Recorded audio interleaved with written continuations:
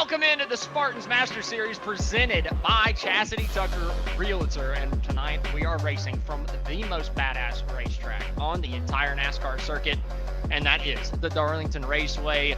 The racetrack too tough to tame, and I gotta think that it's gonna be reaching out and biting a good bunch of our competitors here tonight. Well, I got two people behind the microphones with me tonight. I got Joe LaCastro and Sheldon Atkins sitting side by side with me here tonight to call this action. So I'll start with Joe. Joe, what are you expecting here from Darlington? Well, we just went with a week of Martinsville, and Darlington's a little longer, but Darlington is just as daunting in my opinion. It's just as easy to make the kind of mistakes around here and to get kind of caught up in things. So maybe don't die, to take a word from my co-host Sheldon Atkins. Pretty straightforward tip there. I like it, and that's probably one that you're going to need to live by with how the speeds are around this really skinny racetrack. Really not a lot of grooves. Looking at the championship standings as we are, well, in our regular season finale here tonight. So we will be rounding out the regular season championship after the race tonight. Right now, Kazi has a pretty sizable advantage over Justin Levine.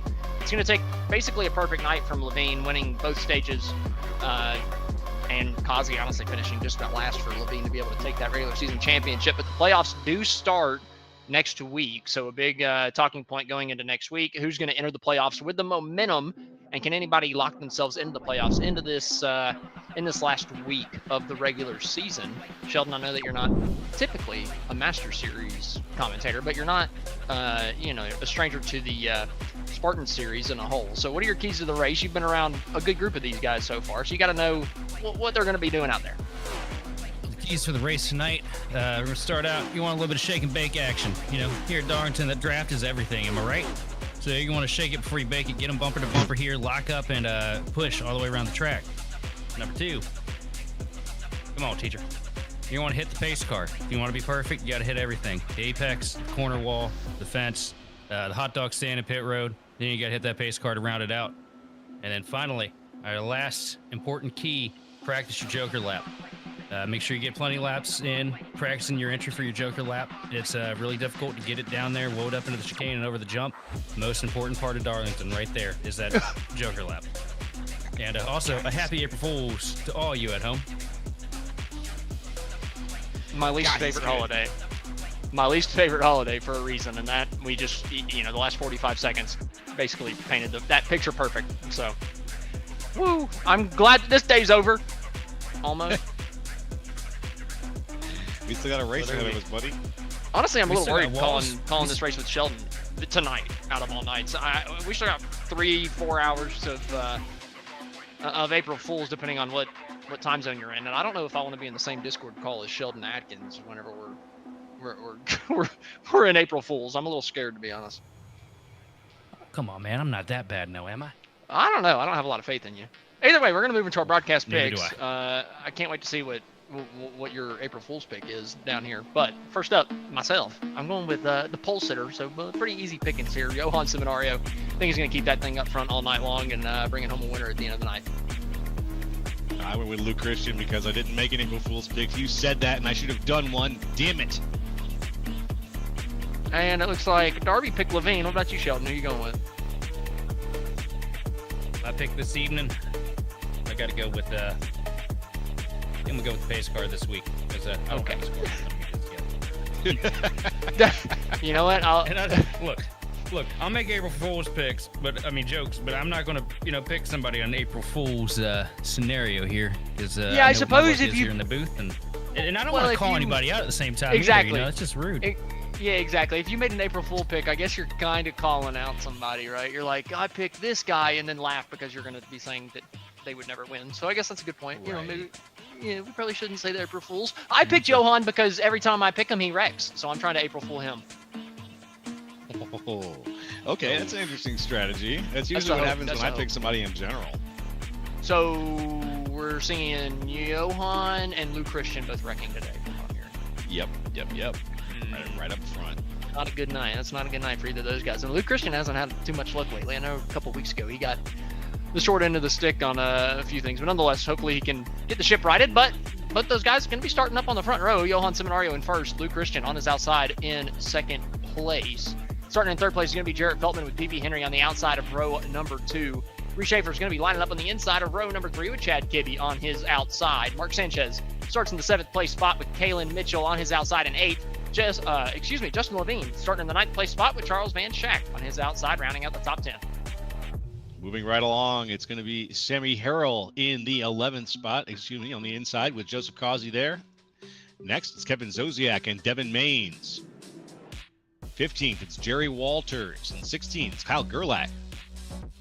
17th, it's Jose Medina. 18th, Evan Ethel. 19th, Robert Besaw. And 20th, Art Nicotera. In 21st, we got Chris Venson, followed by Scott Schroeder in 22nd. 23rd is going to be Jordan Sailors with Dakota Jorgensen, is outside in 24th. Then running out the 26 car field here off the grid is going to be Colton Gardner in 25th and Pat Harvey in 26th. So that's going to do it for the full 26-car field here tonight from the Darlington Raceway. And I'm going to tell you right now, I'm really looking forward to this one. Early run, you're going to see, a lot of tire management, right? People are going to have to be taking care of those tires, not use them up too much, especially because you have a limited set here in the Spartans Master Series presented by Chasity Taylor Realtor. Chasity Tucker Realtor. So, going into the start of this race, I do think that for the first 10, 15, 20 laps, we're going to see some pretty heavy tire saving, but then we're going to start seeing those comers and goers kind of kicking in, and we could see some people making some pretty hefty moves at the beginning, but I think that they would be pretty ill-advised, right? You don't want to push these tires too hard at the beginning. Sheldon, you got a lot of experience here. What do you think we're going to see early on? Oh man, if you're trying to be fast here, you're going to want to back it down. Really be careful, especially with your corner entry to 3. Just try to keep that right front underneath you. The biggest problem is going to be that right rear sliding out. As long as they can get each other through 1 and 2 here, though, nice and cordial, I think we're going to be pretty clean to start. Up on the front row, we got Johan Seminario down on the inside. That Napa throwback style paint scheme. He's coming down to the green flag, and we're racing from the Darlington Raceway. The regular season finale is underway. Oh, the 21 machine, Luke Christian, already going to get a Darlington stripe coming into turn number 1 here on the first lap. Catches it just a little bit, not enough to mess him up too bad, though. Able to get it back down the line, get it shaped back out. Going to be falling in the tire tracks, Johan Seminario here in the 3. Yeah, down into turn number 3, Johan just skipped the racetrack ever so slightly through the center and then kind of cutting off the exit, getting a straighter run off the bottom side of the racetrack. Luke Christian getting the cleaner air down on the left side, and if you're tucked in behind somebody like Luke Christian is on Johan Seminario 2/10 behind, you just got to try to find some clean air somewhere. But at a one-groove racetrack like Darlington, it's kind of hard to find that clean air to be able to save the tires. Sheldon, how do you do that here? Realistically, 1 and 2, it is absolutely one groove. You just kind of got to fall behind the guy. Try to get that left front splitter tucked down a little bit underneath him through center corner to keep yourself from really burning it off. 3 and 4, you get some options, though. You can, once the tires start to come in, you can get up and work on that outside line. You can run all the way down the bottom. Heck, I've seen guys make the middle and crazy diamonds work. But 1 and 2, yeah, you really just gotta try and tuck that nose out a little bit to try and get a little bit cleaner advantage to the front. Early going, mostly single file throughout the pack. Joe, what are you seeing in the early going here through the first couple of laps? Mostly spread out, obviously tire saving, but what are you seeing right now? I think you just said right at the beginning, what I was noticing was that these guys got quickly out of that 2-car stack down into single file, and so far have all been playing kind of nice, trying to find where that groove is. Sheldon mentioned earlier, there's not many options here at this racetrack in terms of grooves, and I'm watching that happen immediately. Well, now here we've got some 2 wide, so there's a little bit of action happening, but they really did settle into that single file early on, and I like to see it because it means there can be some good green flag racing early over here. Yeah, Zosiak was trying to get a position there. I think he was able to win out over Sammy Harrell, and now Harrell side by side with Walters, but Walters is going to give way into turn 1. Harrell actually got the fence through 1 and 2, but he's able to get the car righted before we get off of the corner. A little bit of contact further back in the pack. Couldn't quite tell who that was coming off of turn 2. Slapped the wall pretty good. But we stay under the green flag. Everybody's still going straight. And again, still single file. The front 2 kind of pulled away from the 3rd place runner of Jarrett Feltman, about an 0.8 of a second gap between the leader and 3rd place after 5 laps time. So not too far into this thing, and Johan has stretched out that gap, but I think you can kind of tell that nobody in the field right now is going full tilt. And anytime we see a side-by-side battle, it's pretty shortly contested, right? I feel like the real battle is getting side by side. Once you get side by side, typically the guy just lets you have it at a place like this. Tell you one thing, before these machines get too torn up here, I want to give a quick shout. We got some really clean looking throwback paint schemes here on the track. Starting up the front, you know, like we mentioned, the Napa Martin Truex Jr. throwback that Johan's running today, the patriotic number 56.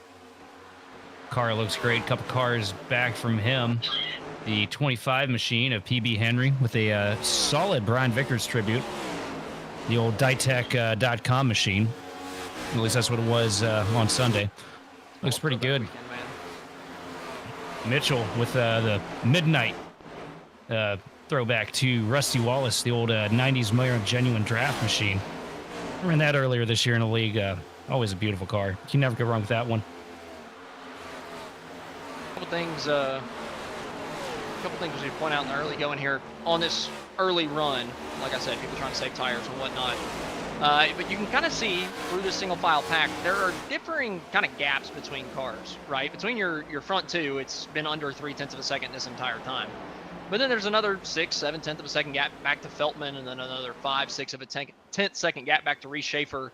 And then there's a couple cars behind that are either racing or really close to racing. And then another couple little gaps that are about 0.5 of a second. I really like the guys that have kind of built that gap, right? Feltman having a gap to Luke Christian, Reese Schaefer having a gap to Feltman. A couple other guys through the top 10 kind of doing similar things. Chad Kibbe has a pretty good gap to Reese Schaefer right now. I kind of like the gaps in between the cars because you're not fighting through that dirty air, right? I think Luke Christian's front tires are going to wear worse than Jarrett Feltman's, even though Feltman has looked, worse than Christian over the first 10 laps. I really think he's just doing a better job in the clean air, saving tires, especially, through this first stage. We typically see guys in this league save a set of tires. If we see that again tonight, you've absolutely got to save heavy through the beginning portion here, the first 10 or so laps.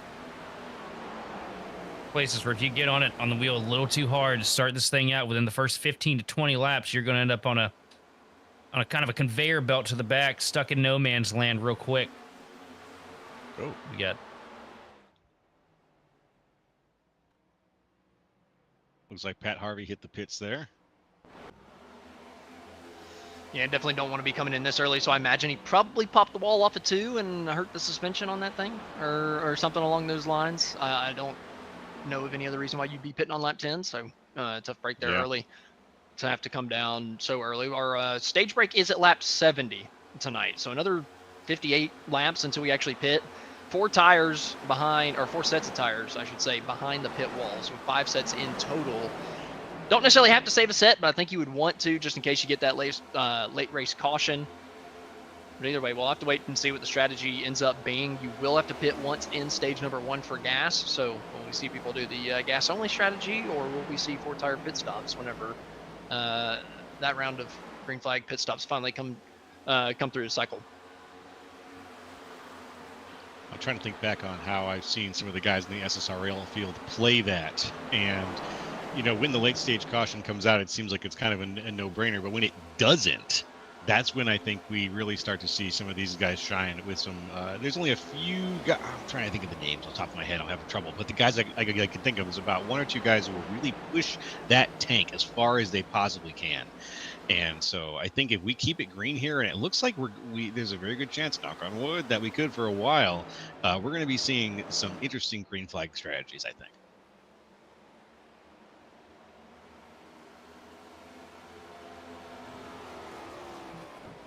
Jordan Saylor's right now making a move to the top. A little bit further in the back of the pack, though. 25th position. Was about to give him a shout-out for the paint scheme on that 55 machine. Huge Bobby Hamilton fan here. It's always not somebody you see many people show a tribute of respect to here on in really anything sim racing, but a legend in the truck series and a really, really talented driver. Good to see the Marvin the Martian Looney Tunes machine out here this evening, as you see him in a deep battle right now with the 17 machine of Art Nicotera, running his best Darrell Waltrip throwback. Couple really cool paint schemes out there, man. Couple really cool paint schemes. Love throwback weekend. Love that people in iRacing actually take it serious and do it themselves too, and kind of follow the real world NASCAR stuff. Lou Christian did in there in second place. So I mean, I hate to root against Lou Christian, but this week I feel like I kind of am, just because he's not in the throwback scheme. I need to see a throwback scheme win tonight. I mean, showing up to Darlington without a throwback scheme is like showing up to it's like showing up to a Halloween party in your own, in your work uniform. Oh yeah, It's a wasted opportunity. I dressed up as an accountant. Oh, like, wow, good job, Jeff. You did a great, really, really creative. Real thumbs up, gold star, Jeff. As we're waiting for the green flag pit stops to kind of cycle through here, we're going to go ahead and take a quick step back. Whenever we come back, we will be back for those green flag pit stops. Stay with us. Goat Racing Diecast and the sponsor of the Warrior League Goat Racing Diecast 150 and the Monster Mile. And now for the famous words of motorsports. Hey, Gabby. Driver, start, go, and go!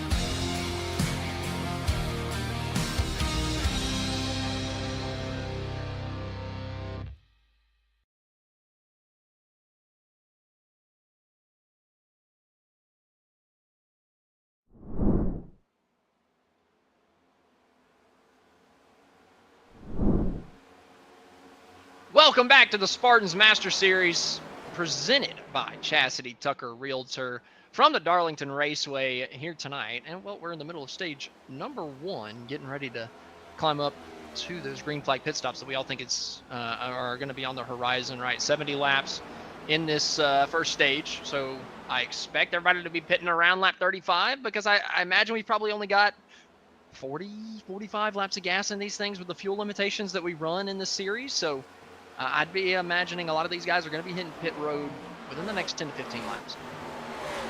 Sounds about right to me. They do like the fuel limitation here in SSRL, and I've called leagues recently that have been 100% fuel, and then there's SSRL where they like to kind of put a cap on things. And I've noticed that in some of these longer races that they have, or these in the Master Series, that really comes into play. Ooh, 67 briefly off the wall there. Kalen Mitchell. He got his job. I guess that was his Darlington stripe. Here comes Kalen Mitchell to the inside with a huge head of steam through 1 and 2 to the inside of the 25 machine of Henry. Deep dive into turn number 3 and a slide job to go with it, but move the 67 machine up a spot here to P6 as he moves forward trying to get to 5th place. Chad Gibby. I gotta be honest, that's kind of surprising to me, right? And I don't mean to be a Kalen Mitchell downer. I like Kalen, but he's typically not one of the guys that I think of whenever I think of tire saver, and whenever I think of guys that are going to be making passes 24 laps into a run at Darlington, I'm thinking of tire savers. So I'm actually kind of impressed with Kalen Mitchell here, inside the top 10, passing a guy that has had top 5 speed all year long, a guy that was 3rd in points until he had about 10 weeks in a row where it felt like the world was against him. Of PB Henry. He has had absolutely the worst luck in the series for about the last 2.5 months. But I just wouldn't expect Kalen to be able to pull that off in this long run, because he just has not been good on the tires all year long. I've seen him have short run pace time and time again, but long run, no. I think what's really benefiting in Kalen's favor right now, though, is normally we talk about tracks, you want to run that bottom line as much as you possibly can to try and save tires. Here at Darlington through 1 and 2, the higher you can get it up to the wall, you can really somehow, I don't know how the geometry works on it, but you're really stretching out that double apex if you go for it. And if you look at Kalen, there's not a single person on the track that's running higher and center through 1 and 2 and getting that thing to cut down that back straightaway. like that 67 machine. He's starting to scuff up that right front, though. He's hit that wall in turn 2 a handful of times. Now he's looking at the top side here of 3 and 4, trying to get the momentum on the exit of the corner. You can get a straighter run, maybe give yourself the positioning coming down to turn 1, but he got a little tight on the exit and couldn't actually keep the momentum. Ended up finding the fence ever so slightly. He's not going to be able to make a move down to 1. He looks a little bit faster than Kibby, but man, the dirty air is tough here if you did not do a good job saving your tires. Absolutely, but I think Mitchell's got the hot rod right now to be able to get by Kibby. Just got to get the opportunity, got to get the run out of the corner. One of the big things here at Darlington, too, is since it's such a single groove track and it's so awkward to make passes here, you mainly got to wait for a mistake. And there it is, Kibby up into the fence out of turn number 4. And Kalen Mitchell is going to take the 5th spot. Speaking of Kibby, he just fell back a couple of places there. Whatever he got caught up in, it must have been something in his head. Maybe I saw a little bit of a jerk of the wheel, a little bit of a loss of control, but he got it back under control, but not until he lost about about 2 places, almost 3, I think.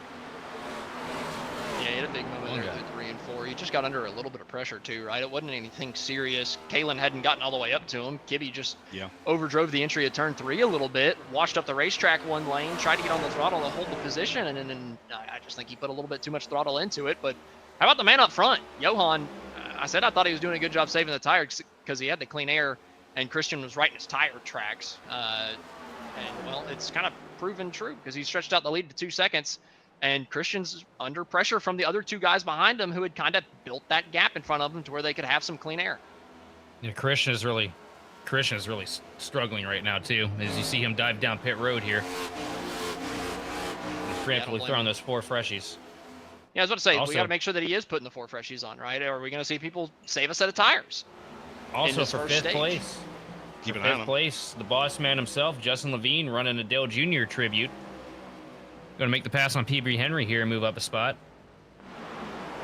Lou Christian still coming down pit road. Excuse me, sorry, I'm looking at the my wrong monitor about Lou Christian.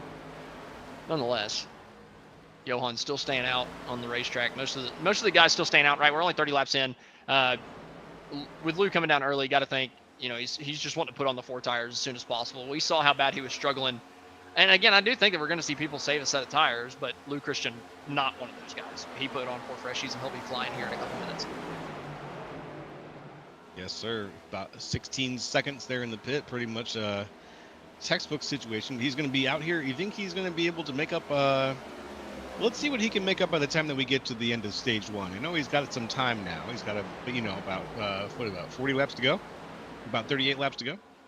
Yep, 39. It'll be 38 whenever Johan hits the line this time. But I'm going to pay attention mostly to lap times. Waiting for Johan to hit the stripe here, and then we're going to pay attention to Lou Christian's first lap on tires. Johan just ran a 30.252 on that last lap.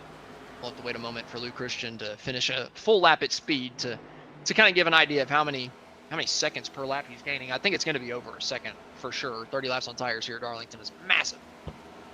Man, this place eats tires like nowhere else. Maybe old Atlanta is the only thing that comes a close second. 29.8. 1.4 seconds. Oh, and he's getting held up more coming off of turn number 2. One car trying to get out of his way. I'm gonna tell you right now, guys, if you're a little bit slower than somebody, just run a normal line, let them pass you. Don't get out of their way. Don't do them any favors, because that's how you get run over. Yep. Kalen Mitchell here in this race can tell you that. He did that in the Daytona 24 and wrecked his team. So I don't mean to throw him under the bus or anything, but just hold a line. Hold a line. That was a little bit tougher for Lou Christian to get by. Cost him some time, and just about cost both those guys their race here tonight. Also, we just missed the first example of give and take that I've seen on iRacing in the past 5 years. The 12 machine of Feltman knew that the 97 of Reese Schaefer had something a little bit better and came into turn 3, took the bottom line, jabbed the brakes, let the 97 machine go. And that's going to move Reese Schaefer in the 97 up to P2. And that's somebody I got my eyes on because I think of tire saving. I think of Reese Schaefer. Is that something that Feltman is going to be? Let's look at the situation right now. Feltman's in the same boat as everybody else. Except for looks like Lou Christian and Colton Gardner down there. But giving up second when you're in a pretty solid position. And Reshaver, if you consider him a tire saver, is he pushing it a little hard right now? If he's trying to make up places, is he still tire saving? No, it's not a. So what you're seeing right now is Feltman's dealing with the fall off because he was driving really hard. He was getting squirrely a handful of laps ago, and I think he definitely understands that he's gone and worn those tires out a little bit more than he was liking. And he looks in his mirror and he sees he sees that purple machine right behind him, and he decides, you know what, it's about give and take. This guy's got me. Well, I'm going to sit here and hold both of us up. I'm going to slow myself down trying to be defensive, and I'm definitely going to slow him down trying to be defensive. So just roll over, give it. Maybe later on in this race, the 12 machine will be a little better hooked up, and that 97 is going to remember that, and he's going to do the same thing. It's the old philosophy. Back in the day, we used to have give and take. Caleb Mitchell coming down pit road, and so is the 5-car Devin Mains. But yeah, there's no give and take in real life racing, and definitely not any give and take in iRacing these days. So whenever you see it, it's only going to be at Darlington. You don't really see it anywhere else. But man, it's crazy whenever I see somebody else lift going into a corner, just give a spot to somebody. But man, you have to do it here, or else you're going to wreck on a lot of these issues, or lose yourself a ton of time. Right? Sheldon said getting side by side there for second place and fighting that battle would just drag them back to other cars behind them that would wear out their tires more. Darlington is one of those racetracks where you race the racetrack, not the people. With this car, most places you're racing the other race cars rather than the racetrack these days. Darlington is still one of the old school ones where you're racing the track rather than the other cars on the track. In this place too, you look at it from up here in the booth, it looks like these guys got a decent amount of room, but when you're in the car, the sense of speed, how much lateral G-force you're carrying through the corners, how difficult it is to be able to get the car to set where you want it to set. You only have, especially there in 1 and 2, and if we get on board a little bit later on, you'll definitely get to see that, because you're basically going near full throttle through the first 2 corners, and you have no room for error. You get a car on your outside, both of you are going to have to really back down your corner like crazy, lose a whole bunch of time to the rest of the field to be able to substantiate that. And then there's still a strong likelihood that either you're going to bounce off the wall and smack the guy on your inside, or the guy on your inside is going to smack the curb the wrong way, come up and take you out. It's really difficult trying to make passes here through the first half of the track. I wish we had more tracks like it that had this degree of difficulty, right? Whenever they built all those 1.5 miles, man, they couldn't have just added one more track that was just different. Well, the good news is, we're going to see it here in a handful of weeks in the Xfinity Series and the Truck Series, man. The Rock is back. And I assume it's only going to be a matter of time before it finds its way to the Cup Series schedule. I was about to say, please bring it back to the Cup Series. Chad Kibbe coming down pit road, 42 laps done and dusted here in the first day. I'm going to actually stay on Chad Kibbe myself and just keep us updated on whether he takes tires, because I'm just interested to see, does anybody save that set? Johan Seminario coming down. It's going to be hard to save a set here for 70 laps and stay on the lead lap, but it very well could be worth it a little bit later here with if we get any cautions late. Nonetheless, Chad Kibbe, he's stopping in his box at the moment. Johan Seminario's also come down. Kibbe's taking tires. Johan coming down pit road to his box, as is Jarrett Feltman.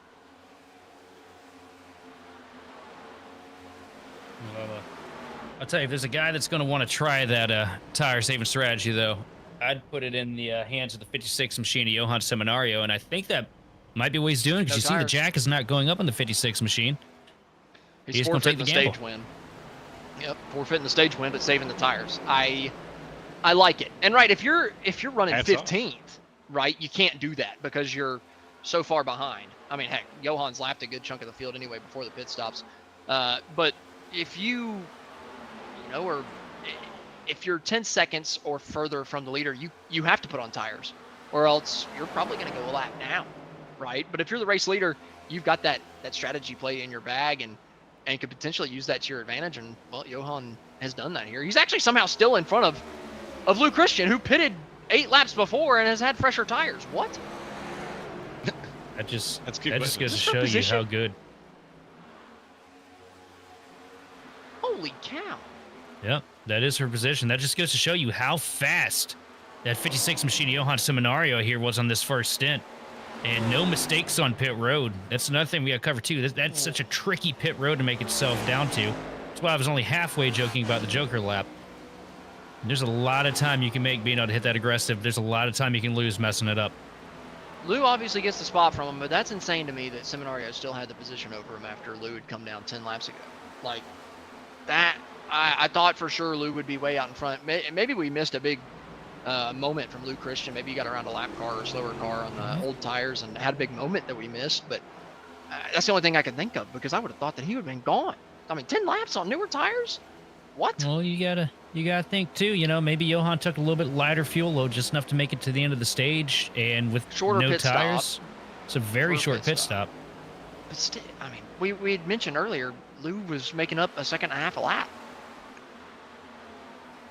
Yeah, but I think he did get caught up with some lap traffic too, though, or some not lap traffic, but some of the slower cars that were on old tires. You know, to be fair, Darlington is one of those places where you can gain and lose a ton of time entering pit road. And then that's not 7 counting. seconds on pit road. That's not counting the amount of time that he lost to on track prior to coming down pit road, and you know, potentially any mistakes that he could have made coming into pit road. That's fair. That's fair. I'm surprised. No, I mean, either way, it's going to work out for him, right? Or at least so far it looks like it. I actually think Reese Schaefer's probably in the driver's seat if Reese took tires. I don't know about Reese. Actually, I know about Reese. He did not, because he just got his door blown off from Kalen Mitchell. Kalen Mitchell, I think, is in the driver's seat because he's got 10 lap fresher tires than Lou Christian. So 6 seconds back, can he run them down? Those 10 laps here is going to be worth about, I'd say, 25, 30 laps anywhere else on the circuit. So 67 is going to be pretty much a shoe-in for the stage win here if he can get to Lou Christian in time. I just want to do a quick shout out to some of the folks we've been saying hi in YouTube here. Bentley, Scott Schroeder, and David Salter. Some cheering going on for the 75, 38, the 74. Oh, you got contact? Yeah, Jared Feltman got to the back of Chad Kibbe just a little bit. Kibbe getting held up by the one machine of Justin Levine. Everybody keeps it straight there, and a quick sorry was blasted over the mic by the 12 machine of Feltman. But that could have been dicey because they were... Manchak got to the back of the 25 going into 3 also on cam. I mean, we're starting to have a little bit of contact, and it's because we're having people on different tire strategies, right? We're having people on different number of laps on tires, so we're starting to see some lap time variation, and just people, we're actually having the runners and goers. Darlington's a little bit of a slow burn. You got to wait for the pit strategy to kind of see a lot of the passing, and well, we're seeing it now because we're seeing the tires come through the guys that either didn't take them or the guys that took them way too early. And well, Kalen's continuing to chop that gap to Lou Christian up here, right? He's only 4.9 back, and he's about to pass Johan for second. And also being passed right now, Justin Levine gonna get passed for 5th place by Jared Feltman. Right on Johan getting passed by Kalen Mitchell here on way fresher tires. Oh, tried for the slide, didn't have the wasn't clear. Does a good job not putting Johan into the fence there. But Kalen Mitchell now charging forward to try to get to the back bumper to Lou Christian. Yeah, Kalen going for that stage win here in stage number 1 at Darlington, and he's mowing them down. But 20 laps left. The tire advantage is going to start tapering off towards the end of the stage, so he's got to be careful not to use them up too early. Because if he gets to them, right, the dirty air matters. If his tires are burned up by the time he gets to them, it doesn't matter if they're still newer than Lou Christian's. It's going to be a very, very difficult time passing him for Kalen Mitchell. So Kalen's got to be careful. He's still got to make up time, but he's got to make sure that he doesn't slide those tires. Keep that car moving in one direction. Don't let it kind of slip laterally. Keep it moving in that forward direction, and do not let those tires slip one bit. And I think he'll get there, but if he lets those, especially the rear ends, slide coming off of turn number 4, I'd start being worried. Also got to point out Colby Jackson in the YouTube chat saying some awfully mean things, and I think that's pretty rich coming from somebody that couldn't even qualify for this series, man. I mean, what are you doing? Watching from the peanut gallery? Oh my God, it's so cold. Oh man, dude's having to watch from the nosebleeds instead of being in a car. That's tough. We're gonna see what happens here with Kalen Mitchell. 4.5 seconds advantage last lap. At the line this time, 4.2. Now, the one thing that I think is going to be working in the favor of the 67 Craftsman Tools machine is the fact that Mitchell was a little bit better that last run on equal tires to Lou Christian. Just closing that gap to second place where Christian came down pit road early. If he could just stay out of his head, and log together good, perfect, clean laps. I think that he's going to be able to have the time to get to the back bumper of the 21 machine before the stage is over.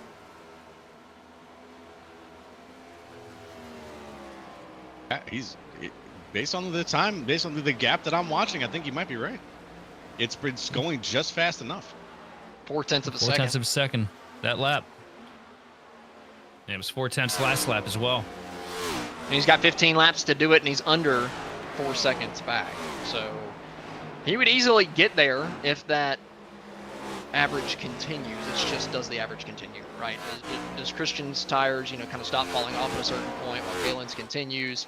Or does Kalen continue to have enough life in his tires to actually run down Lou up at the front of the field? I believe it was another 0.4 of a second in it that time by as well. So, yeah, another 0.4. So, I mean, it is just about even. It was what? 0.39 of a second advantage one lap and 0.389 of an advantage the next. Like, it is very consistent that Mitchell is almost 0.4 of a second faster every lap. And Mitchell's just the secret for him right now is just how much higher he's running through 1 and 2. This lap, not a good example because he was taking it to a lap car into 1 this time, but he's been getting right up there, not afraid to, bend the fenders out a little bit through 1 and 2. Most of these guys, they're kind of sitting there straddling the seam while the 67 is just sending all the way up into the nosebleeds just about to get that arc down the back straightaway. And it's giving him a huge run down the back stretch. He's got 8 lap pressure tires, by the way. That's the confirmation. 8 lap pressure tires for Caleb Mitchell. Yeah, there it is. See him right up there, gets the wall, catches a little bit on the right rear quarter panel, but no harm, no foul. Not as good of an exit there for the 67 machine as we've seen the last handful of laps.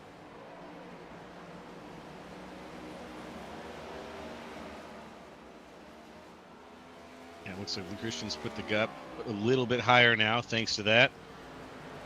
Kalen Mitchell in that driver cam we saw, he really was throwing it extremely hard into those turns and having to fight his way out of them. I think he had a pretty bad slide about 2 laps ago that we captured there. That could be part of the equation here in terms of where he's losing it. Now we're seeing some serious fall off as he's losing even more time.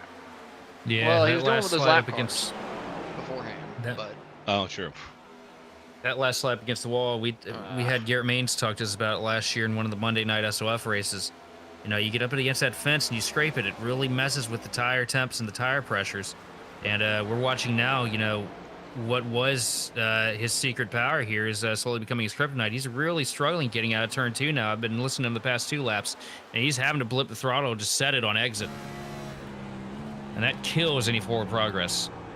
well, and there is progressive damage in iRacing, right? Like if you hit something, it might not break it yet, but it could make it to where the next one's easier to break, right? If you hit it again and again and again, it's going to be easier and easier to break each time. It could get progressively worse. Kalen's hit the fence so many times through turn 2. I wouldn't be surprised if he's bent something, right? I mean, he's lost so much time the last couple laps.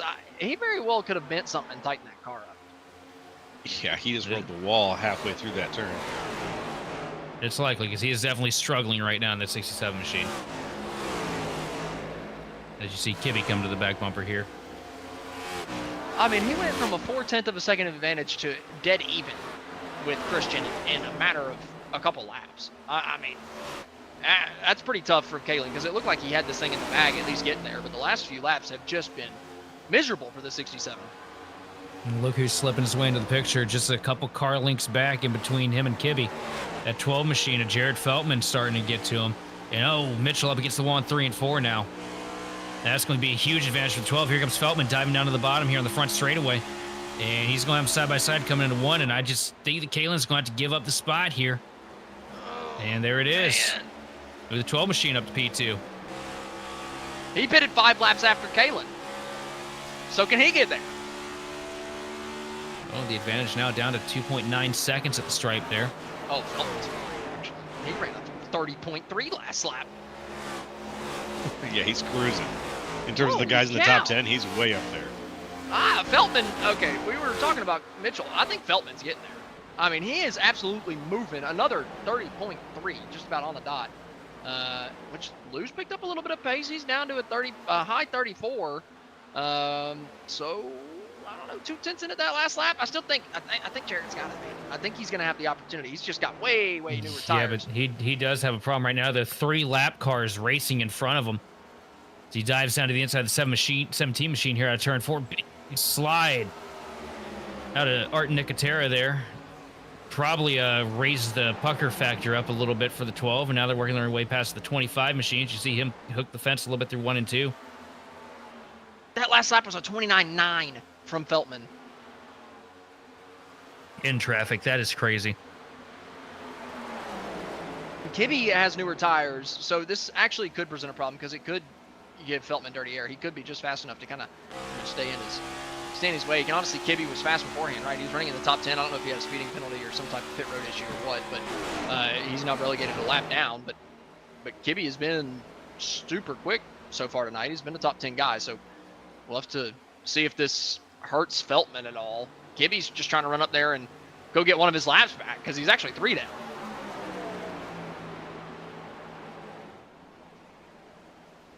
Feltman's doing a really good job wrapping the bottom through 3 and 4 and still maintaining his center exit speed. It's a difficult line to make work here at Darlington, but if you can get it figured out, you know, it's like running the bottom line at Iowa or wrapping the paint at Rockingham. At the end of a run, man, you can just be flying compared to everybody else.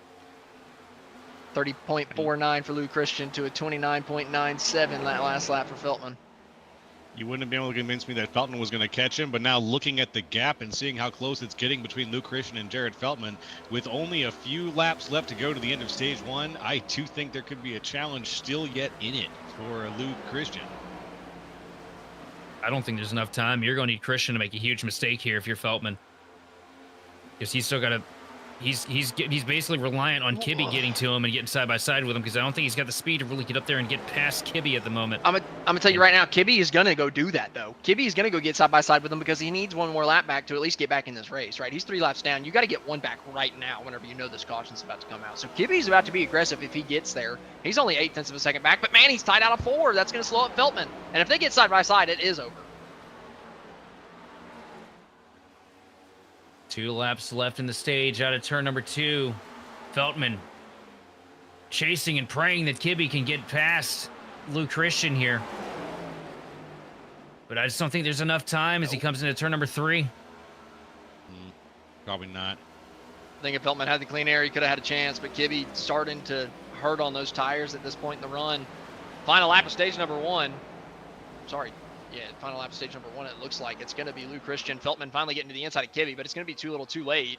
And honestly, just kind of putting themselves at risk here. He's going to end up lifting and just settle for the 2nd place. But good job from Luke Christian, right? He decided early, I don't have the tires for this early. I'm going to go ahead and come down. I'm just going to try to hang on to the track position after getting it from putting on the freshies early. And that is going to get Luke Christian the stage 1 win here from the Darlington Raceway. Good job, Luke.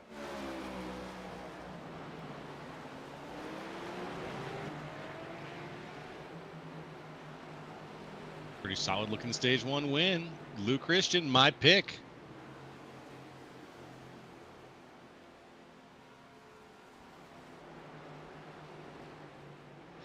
At the end of stage number 1, your top 10, after the caution flag is flown, Luke Christian ends up winning the stage. Jared Feltman having to settle for 2nd. Kayla Mitchell, as the tires faded, ended up finishing 5 seconds back in 3rd place. Charles Van Schack in 4th. Chris Vinson scores 5th place stage points with Johan Seminario in 6th. Justin Levine in 7th, Mark Sanchez in 8th, Dakota Jorgensen in 9th, and Sammy Harrell rounds out the top 10. All those drivers getting stage points, and now all the drivers coming down to get 4 fresh tires. And as they do that, we're going to take a step back during the stage break, and we'll come back right before we hit the green flag for stage number 2. You want to be the best, you can't settle for the rest. For anything on iRacing, there's just one name you need, Makoni. With the launch of Makoni Entertainment and Makoni Competizone alongside Makoni Setup Shop, we now provide the best of the best in setups, paint schemes, coaching, broadcasting, and event organization. With cars across all 4 license classes, we have what you need to hit the track with confidence. Grab a subscription and save money while going fast at MakoniSetupShop.com/subscriptions. And remember, at Makoni Setup Shop, there are setups, but your victories.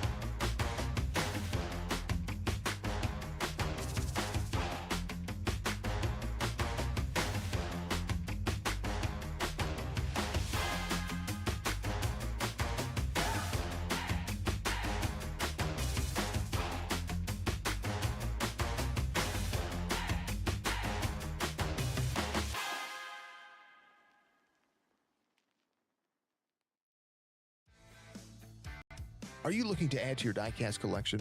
Well, visit GoRacingDiecast.com. Explore one of the largest collections available with the options for pre-orders. Welcome back to the Spartans Master Series presented by Chasity Tucker Realtor from the Darlington Raceway. Getting ready to start the second and final stage. Jarrett Feltman got out of pit road first, and he's going to lead us down to the green flag, and we're underway here in stage number 2.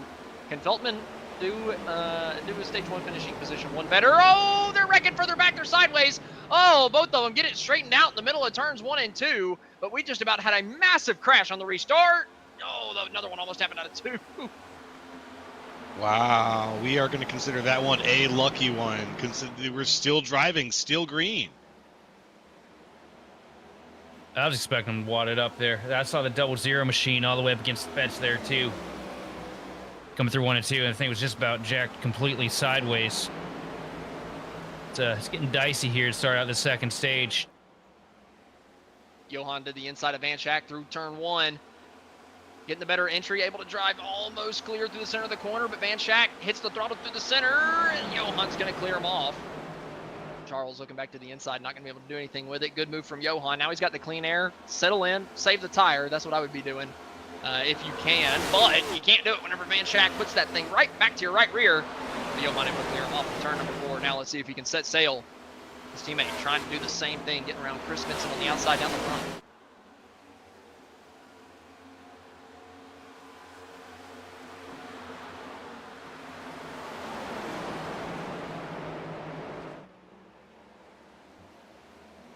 Coming down. It sounds like we might have had a mic issue, but we're going to keep pressing on here. We got eyes on Charles Van Schack right now, leading right in front of Justin Levine. Van Schack finding a nice little spot for himself behind Seminario. Seminario still, I guess he's finding that groove. He's not pushing too hard right now. A few cars back. It looks like some people are still looking to make moves, but Seminario's leading his own little team here, and he's getting a little bit of a gap ahead of them. So it's going to be up to Van Schack to try to close that and get the 4 of his buddies right there back up to the front. Into the back bumper, Van Schack into turn number 1. On way up the corner here. Getting that huge run on the back straightaway, though. Going to try and get a look down to the inside of the 00 machine. Maybe coming into turn number 3. Yep, here he comes with a deep dive into the 3rd corner. Not able to get to him, though. Not quite. Let's move a little bit further back in the back. It's so difficult to set up passes here at Darlington. I've been seeing that. You've got to have the perfect launch through 1 and 2 to get you squared up to get down into 3 and 4. Side by side for the lead. Caleb Mitchell taking it down into turn 3. Feltman just lets him have it.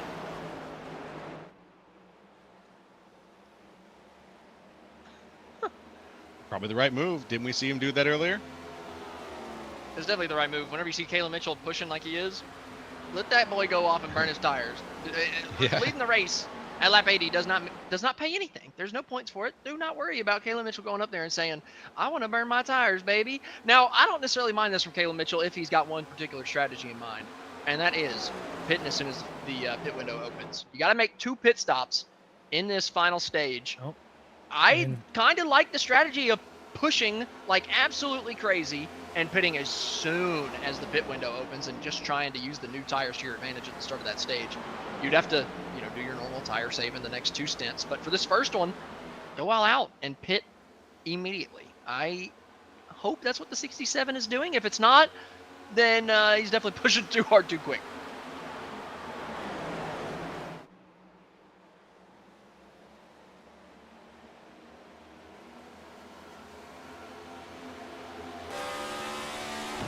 Right on board here with Johan Seminario. I see Hounds, the 21 machine, and Luke Christian. 2 of the faster cars we've seen out here on the track this afternoon, at least as far as positions have gone on the first stage.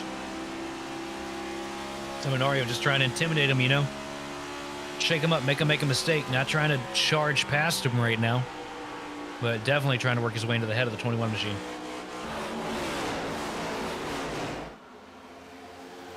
Whoa! Van Schack down to the inside.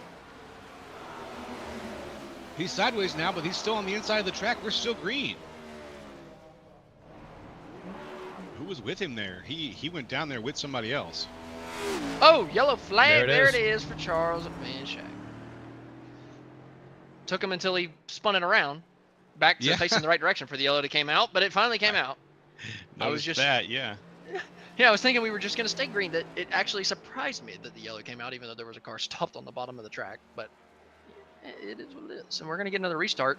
Now, let's see, 90 laps remaining. Really 92 right now.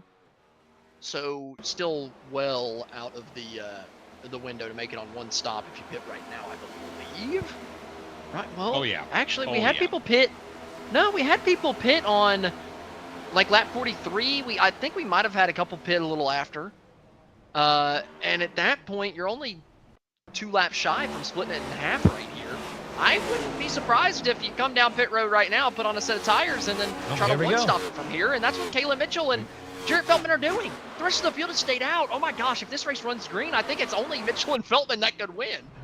Oh, we got a couple takers at the back too, so those guys as well. But from the front runners, I like this. I like this from these two.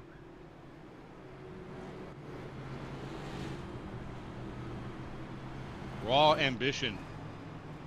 I like it. I like it. It's a season finale. Got to give yourself a shot to win.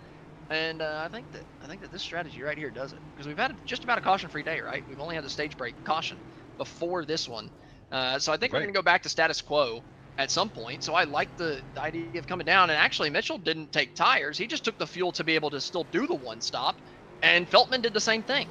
So both these guys just getting enough fuel to do a one stop, or at least getting close to be able to do a one stop, while the rest of the field's staying out, not willing to come down and do that. Now for Feltman, I like that because I think he was saving his tires a little bit more. Mitchell, I don't know, because he was pushing them. It's going to be tough for him now in the back of the pack with the dirty air. He's going to have to fully commit to that strategy of saving a little bit of gas and making sure he can make it to the end on one stop.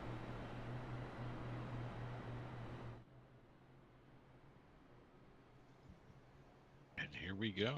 Everyone's getting back lined up again, folks. Thanks for joining us here on Grid Vision.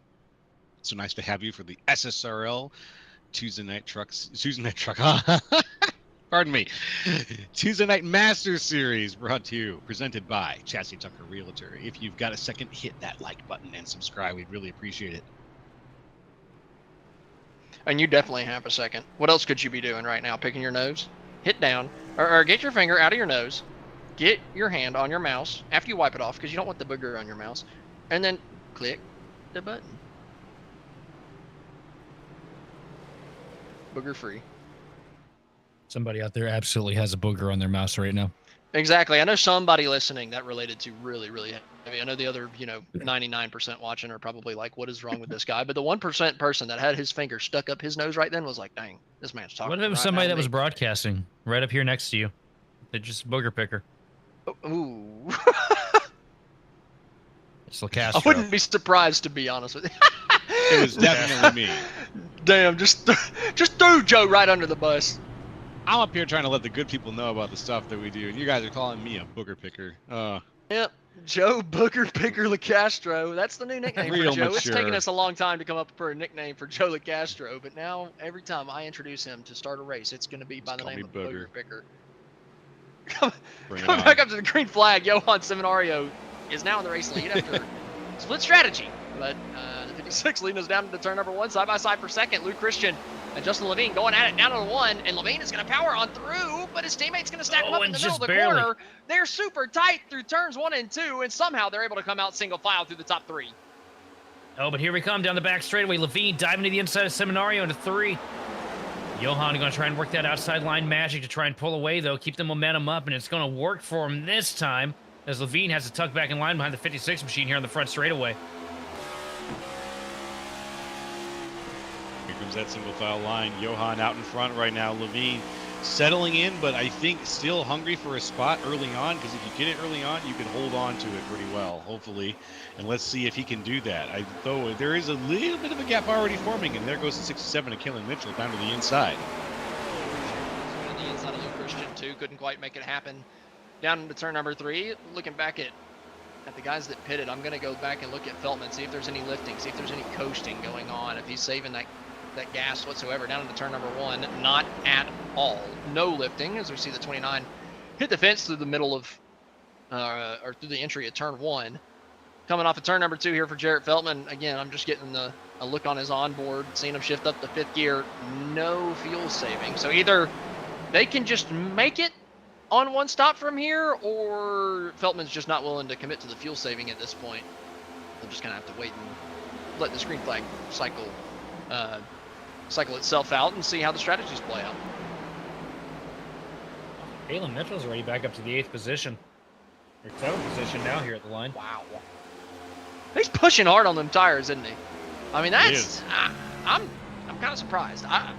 If he holds on to the speed and somehow gets into the top 5 or hangs on to that track position, I'll be very, very surprised. Up to 7th place. That's pretty ridiculous from a guy that just came down pit road.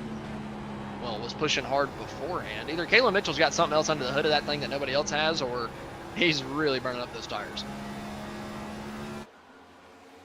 Just trying to listen to the sound of the car during that onboard there, and it's hard to tell. It sounds like the tires are calling out a little bit on some of those turns, but I think Kalen Mitchell might know more than I do. So we're going to have to see as time plays out whether his strategy will be the winning one.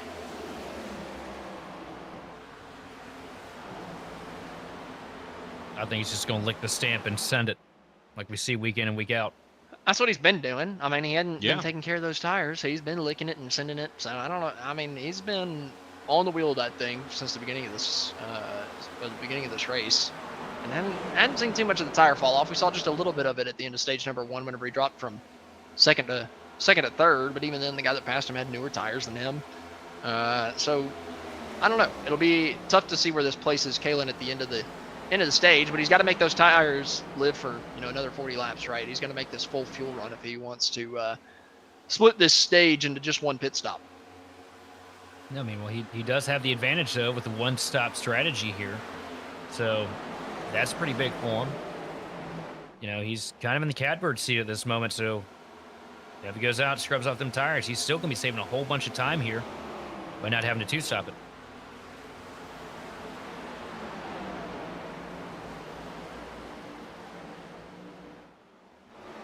Joseph Causey right now sitting pretty in 6th. He's just behind Dakota Jorgensen. Jorgensen is up 19 positions from where he started. Really impressive to get to that position after all of this time. Really was able to make it all the way up in 4th at one point, but now is sitting pretty in 5th. Gotta say that's been, we haven't talked much about him during the race, but really, really impressive. 19 positions. Yeah, great run from Dakota up in the top 5. But I want to point out, you were talking about how we haven't talked much about Dakota. We haven't talked about the guy behind him at all tonight. The guy that's leading the championship standings in the regular season finale has been an afterthought. Joseph Causey I think he's running in the highest position he's ran in all day. I mean, I have not seen that green and white car since the start of this race. It's true. Oh, man. It's not surprising, though. Causey's always one to kind of just taper back, try to save the most out of his stuff all race long. Really good tire saver, and it's no surprise to see that 88 machine running fast here at Darlington. I also want to throw it back to Dakota Jorgensen. The 8 machine, though, it does not surprise me if that man's fast here at Darlington. It's taken him a while to be fast. Yeah, these technical driver tracks, man, he's always been good at them. I remember when we used to race with him back in the day. Two of his favorite tracks to go to were here or Atlanta. Always just gets good runs out of him. It takes a certain type of driver to be good at these unique speedways, and Dakota is one of those, even if he does have a lot of bad luck at the other tracks that we go to throughout the schedule.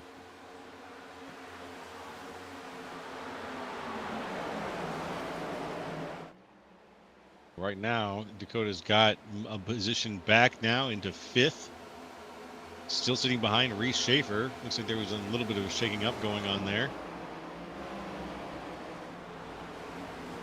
Jump back a little ways and see how things are going here. For Jerry Walters right now, the 62, just a little bit ahead, just a little bit behind, excuse me, the 25 machine.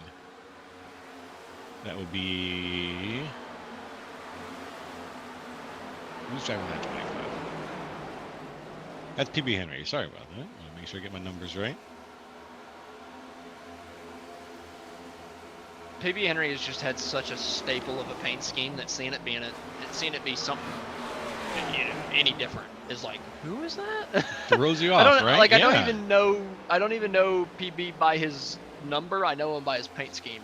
Like really, really heavily associated with that scheme, and it's gone. And I was like, man, who is in that Rick Hendrick throwback? It's like it took me by surprise.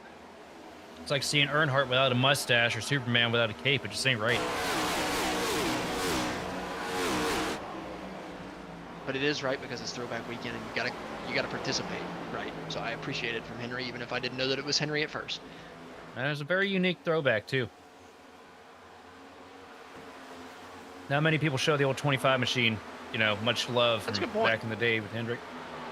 Yeah, it's I remember that Ditech car was pretty stout looking back in the day. I had a couple of diecasts of that. Here he is looking to the inside of Kevin Zosiak. Zosiak's going to hit the brakes early and just give it to him.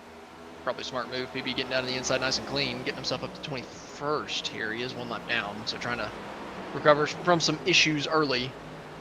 Man, at the front of the field, Johan is taking off from his teammate. I don't know if he's burning off the tires too hard or if he is just that much faster than Justin Levine, but he has absolutely left the 1 car in the dust.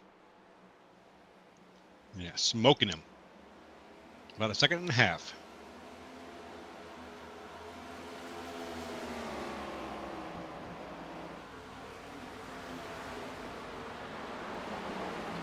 I can't wait to run some Darlington this week. It's just such a slow burn of a racetrack, but man, it's such a driver's track. The full, you get into an A Open this week or something, the full 100 laps, and you get a long green flag race like we're getting right now here in stage 2, like we had in stage 1. There's nothing better than it as a driver to be able to run a track that is as challenging as this and have long green flag runs. It's just super fun. I'm honestly jealous of everybody that's out there right now. Seems like a unique combination to get that kind of driver's track where it has unique challenges, but you still get long runs out of it that become their own challenges. Especially once you get the tire change, right? Once you get the green flag pit stop is whenever this race kind of turns on its head and you really start to see the strategy and you see a lot more passing, a lot more comers and goers. I love the strategy that happens once the green flag pit stop cycle hits. I really hate it whenever the caution flag keeps coming out and it breaks that up. Once that green flag pit cycle hits, it is super interesting. So I'm really hoping we get to the end of this fuel run, which we did start this stage at lap 74. So we are 30 laps into the stage. We had people pit as late as lap 43, 45 or so in stage number 1. So you got to think we're going to be coming down pit road in the next 15 laps.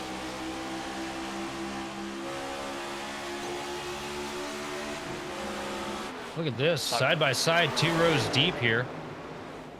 And 1 and 2, Jorgensen getting the bad end of the stick though, stuck on the outside line. He's gonna get past Michaela Mitchell here. Oh, went up into the fence out of 2. Hard contact for the 8 machine. And deep dive down into 3, the 5 machine is gonna send it in and get the spot as well. And here comes Feltman in the 12. Tough break for Jorgensen. It just takes one mistake, though, and all of a sudden you're going to lose a big handful of positions. And the 2 guys that came down pit road, pulling a little bit of strategy, getting some fuel put into it, are still within 6 seconds of the race lead, right? Jarrett Feltman up to the 8th place spot, running 5.2 seconds off of the race leader. And Kayla Mitchell up to 6, 4.5 seconds off. So both these guys well within challenging distance, and they've got more fuel to make it a one-stop race. I think the rest of the field has to make it a 2-stop. So I'm keeping my eye on Kayla Mitchell and Jarrett Feltman. I think they're in a really good spot. No, absolutely. On the same length tires, having to drive their way through the field. And, Kayla Mitchell about put himself in the wrong spot there. Massive. He was doing really good until he wasn't. I mean, holy cow. He just about destroyed Joseph Ghazi. Tried to. He looked like a freaking torpedo coming down out of turn number 1. I mean, he just took a hard left and said, well, I'm going to destroy you in the left side door. But he just hit the brakes in time. No, so close. I'll tell you what, it's moments like that, because we all know Ghazi's character. We know how excitable he is behind the wheel. Moments like that where I wish we just had a constant live stream of in-car audio and a camera on that 88 machine. That's what these leagues are missing. I'm sure it got at least a little bit of a butt pucker out of him. No, I mean, like set up a monitor, a camera right on top of that monitor.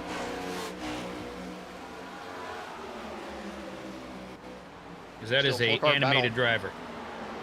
down to turn 1. Causey, Maines, Kayla Mitchell, and then Jarrett Feltman. This little 4-car train from 5th place back to 8th place. And like we said, Kayla Mitchell, Jarrett Feltman on the one-stop strategy from here on out. So, somebody reckon coming off of turn number 2. Head on into the fence, the 17 machine. Oh! I believe is who that is. And a rear end as well. Did you see that? Yeah, there was a little never bit of mind. a pop there. Somebody got into the back of somebody else coming down the back straightaway. Sorry about It's that. This is 42. the 42 of Sammy Harrow. I was looking at the production feed up here, and it's not too great. Blurry. It's definitely blurry. But yeah, coming off of 2. Oh, man, he just put Gerlach in the wall. Holy cow. Did Gerlach pinch him earlier and force him up? I don't know. We might need one more replay, but if not, that was definitely Sammy just being a little too aggressive on the throttle pedal coming out. And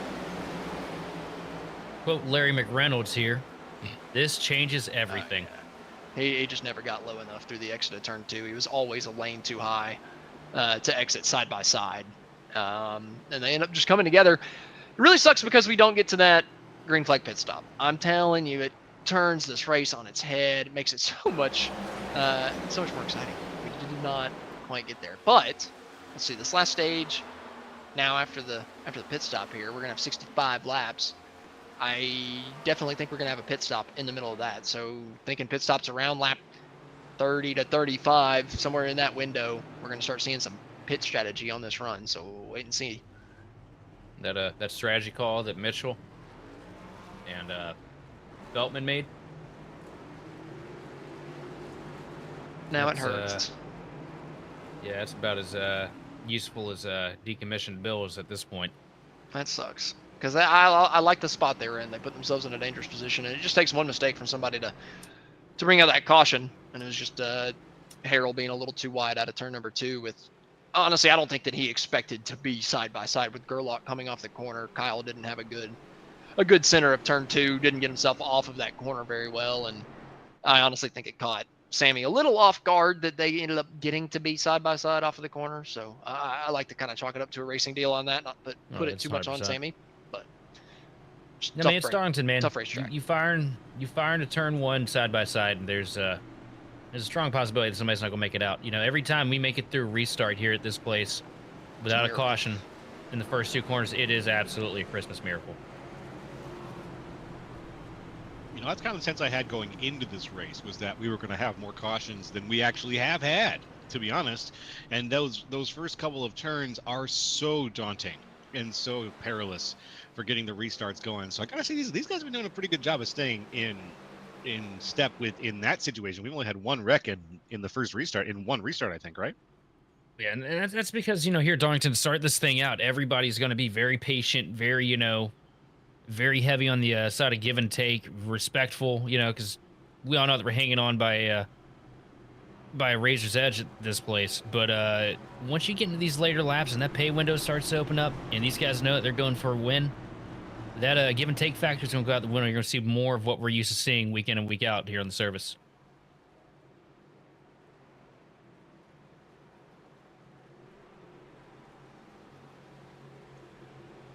All right, coming out of turn number 4, getting ready to restart this thing. Can we go green to the end?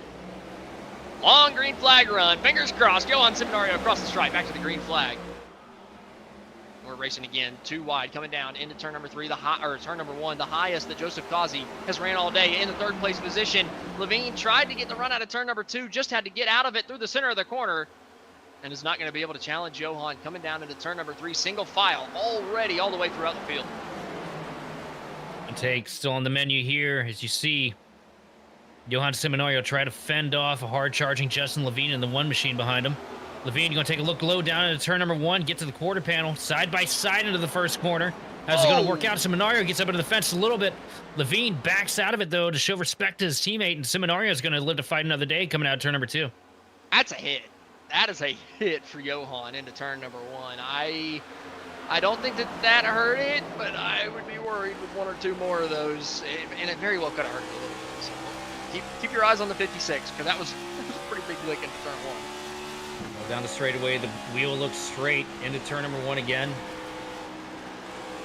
Oh, probably take about 10 to 20% off the top here, Squirrely Dan. backing her down, trying to keep it out of that outside wall.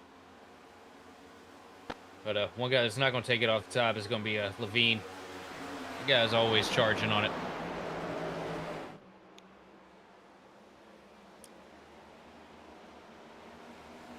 Oh, but Levine up into the fence out of turn number 4.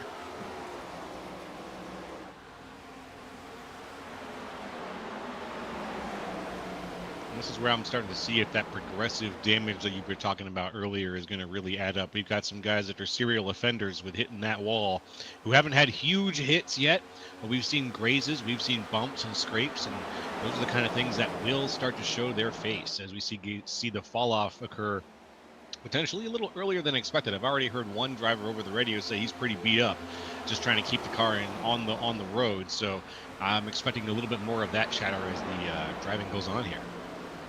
Well, if you look back behind your race leaders right now, there are 2 cars that have not hit the fence once this race. You can tell that by the lack of Darlington stripe on the side. Joseph Causey with a clean 88 machine, and right behind him, the 97 car of Reese Schaefer. Both doing a good job keeping those fenders in place. And, you know, we're talking about the progressive damage. This thing turns into a long run based on how clean and tidy these 2 have been running. There could be a chance that they could shake their way up here to the front, too. Side by side, entering turn number 1, Lou Christian down to the inside of Devin Maines. Oh, tight between the 2 through 1 and 2. Maines into the fence, riding it a bit. Still side by side out of turn number 2. Neither of them having an advantage. Finally, Maines has the head of steam down the back straightaway, and a bit of help from Caleb Mitchell, who's trying to recover from the errant strategy. He's got some momentum on the top side, still continuing to fight with Lou Christian. Lou stuck on the bottom, starting to go backwards.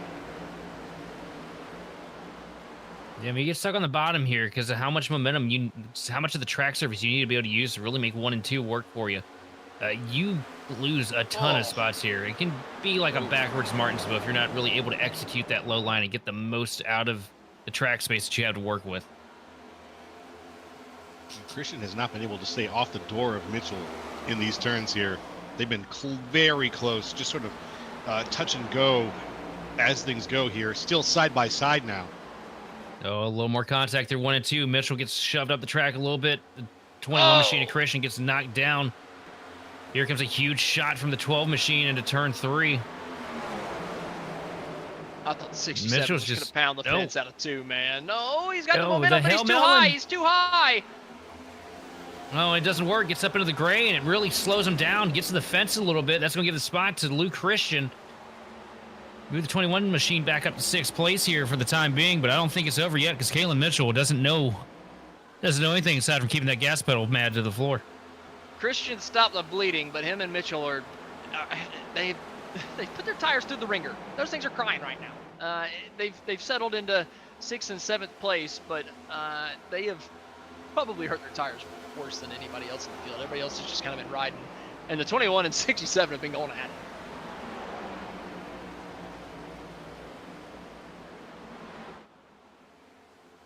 Right now, up here through the majority of the field, everybody's single file, separated by about a car length and a half.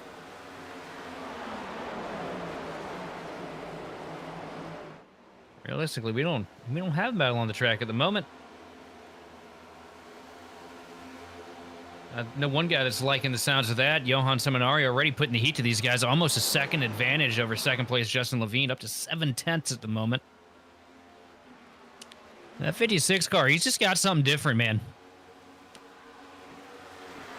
He's really good. Whatever he put in the tank tonight, it's really paying off dividends. Maybe since we got a little bit of a slow call here, it's a good time to remind folks yet again, we've got some stuff going on tomorrow night. NIS Top Split on Twitch. Join us. Got a lot of fun stuff coming up. Yeah, we're back, and we're bringing the chaos this season. So everybody be ready for some probably pretty cold takes. I'm going to do the whole broadcast as Duke Nukem. Oh, God. Whoa. That's I'll right. just do the whole thing as Kenny McCormick. Hey, these guys That don't know would how be to turn so right. hard to listen to. It would be funny for about 30 seconds, and then I would have to turn the stream off. What's the matter? I mean, you don't like my look, bit? Austin, don't you typically do that anytime I talk, though? Yours would be bearable, Joe, but Sheldon doing Kenny McCormick would drive me mad. It'd be nice to be able to unwind in the booth here and have a little bit of fun. Not that we're not having fun already, but you were talking about having something different under the hood of the 56 machine, or different in the tank. Well, since it is a Michael Waltrip racing Dude, throwback, I was about to say the same thing, man. With the there's a fuel- handful of I think there was a Dadgummit. jet fuel additive back in 2007, and I think somehow that has found its way back into the Napa machine here at Darlington. I was waiting to this say that same daggum thing, Sheldon. I hate you. Let's just hope that nobody's arm's itching right now. That's a worse one. Well, I don't know. Which one is worse? Race manipulation to make the playoffs, or putting jet fuel in your race car? I don't know, but if you hear that, that is the sound of Brett Griffin blocking me on Twitter as we speak in live time.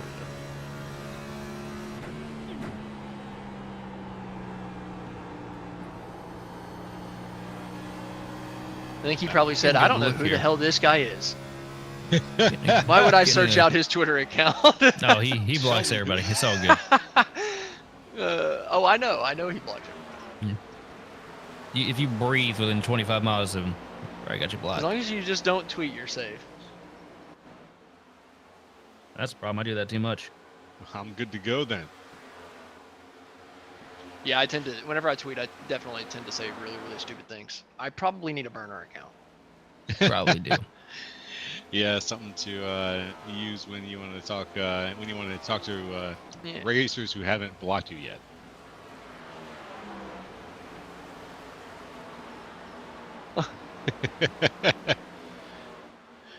All of anything Derbyshire posts on Twitter, of course, is the official reflection of Grid Vision, right?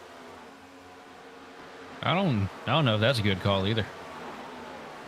Probably not. I'm friends with that guy on Facebook, and man, that guy posts some out of pocket stuff on there. Me, I never put anything crazy on social media. I'm pretty good about that. Johan Seminario up into the fence though in 1 and 2. Oh, That was a hard hit there. oh, that's no good. Sheldon, you can't post really bad stuff anymore because you're a dad. That hasn't you have changed. more What are you you have talking more about? That hasn't responsibilities. changed. That hasn't changed me a bit. You change diapers for a living. Scroll the feed. Scroll the feed. That has not changed a single thing. The algorithm stands. Sheldon is equally as stupid as he was before he had a child. Let the record show. There's just more dad like tips in my YouTube reels or Facebook reels now, but everything else is still absolutely horrible. Roger that. And on that note, as we kind of wind down to the green flag pit stops, we're going to go ahead and take another step back. Whenever we come back, I think we're going to take this thing to the checkered flag, unless we have another yellow. So be sure to stay with us.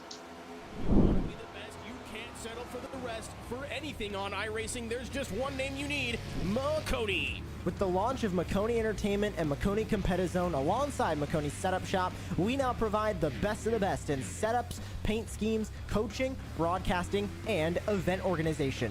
With cars across all 4 license classes, we have what you need to hit the track with confidence.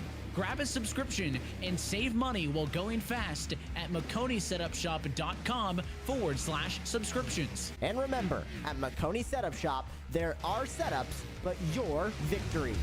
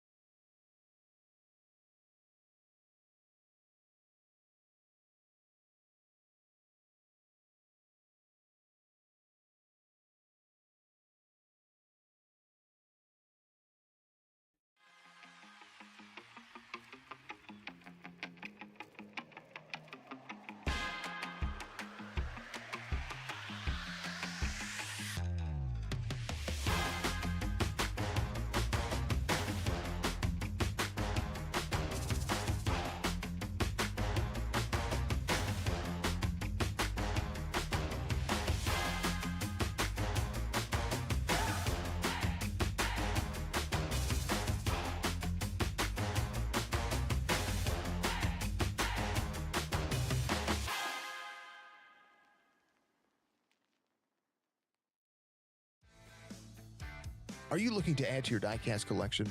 Well, visit GoatRacingDiecast.com. Explore one of the largest collections available with the options for pre-orders, new inventory, and the GOAT's personal collection for over 25 years. There's an option for every level of hobbyist. Ship direct. Personal custom diecasts are available. Shop the GOAT Racing merch store. And if you're a driver, apply for a sponsorship today. Turn your hobby into a passion and head on over and shop GoatRacingDiecast.com. Race.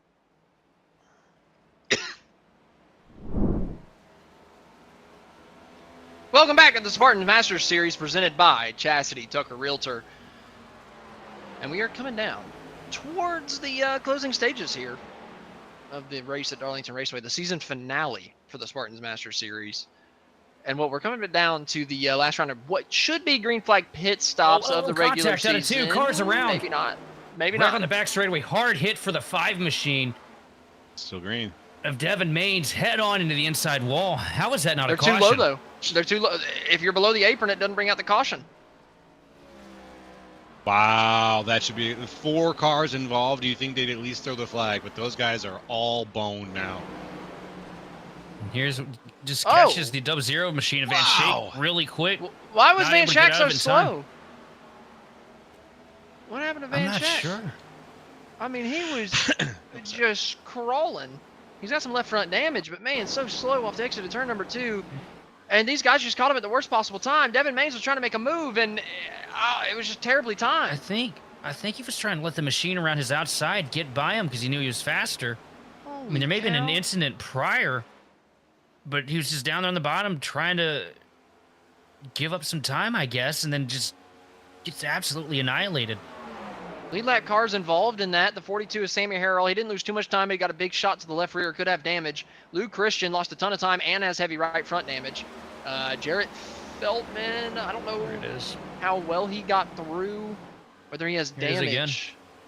He got Yeah. through, but he has some right front damage as Oh. well. I mean, wow.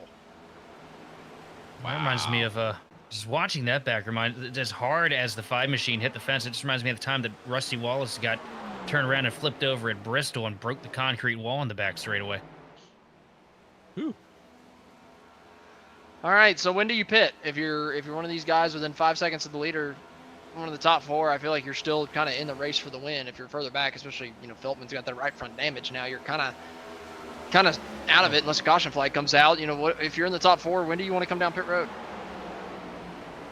Couldn't tell you, but I'm getting flashbacks right now looking at the 3 machine passing the 67 here. That Beesaw on a little bit fresher tires there in the GM Goodwrench Chevrolet going to get past the Craftsman Tools machine, but brings back a lot of good memories to the 90s watching Midnight and the Intimidator go side by side.